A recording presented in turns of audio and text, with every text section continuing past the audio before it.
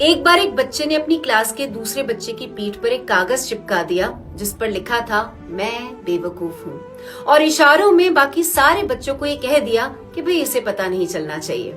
थोड़ी देर में मैथ्स की क्लास थी। सर क्लास में आए। सर ने बोर्ड पर मैथ्स का एक बहुत कठिन सवाल लिखा और बच्चों से बोले कि जो इस सवाल का सही जवाब देगा वो विजेता होगा। अब ये सुनकर सारे बच्चे सवाल को हल करने में लग गए। बाकी बच्चे भी दिमाग लगा ही रहे थे कि इतने में वो बच्चा जिसकी पीठ पर लिखा था मैं बेवकूफ हूँ, वो आगे बोर्ड तक आया और उसने उस सवाल का पूरा सही जवाब बोर्ड पर लिख दिया। सर उसे देखकर मुस्कुराए और बोले, लगता है तुम्हें तुम्हारी पीठ पर लगे लेबल के बारे में पता नहीं है, शायद तुम्हारे किसी दोस्त ने मजाक में लगा दिया होगा।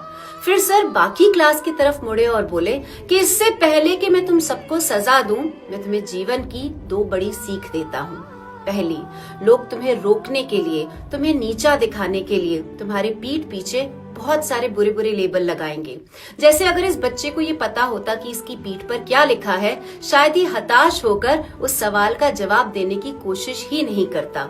और यही गलती तुमसे जीवन में होती है, जब तुम दूसरों की बातें सुनने लग जाते हो और लोगों की बातों को दिल पर लेने लग जाते हो।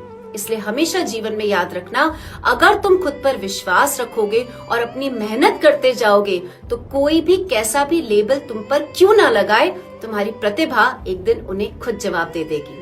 दूसरी, चाहे तुम्हारे साथ कोई चले या ना चले, तुम्हारा कोई साथ दे या ना दे, तुम अपनी राह पर अकेले बढ़ते जाना।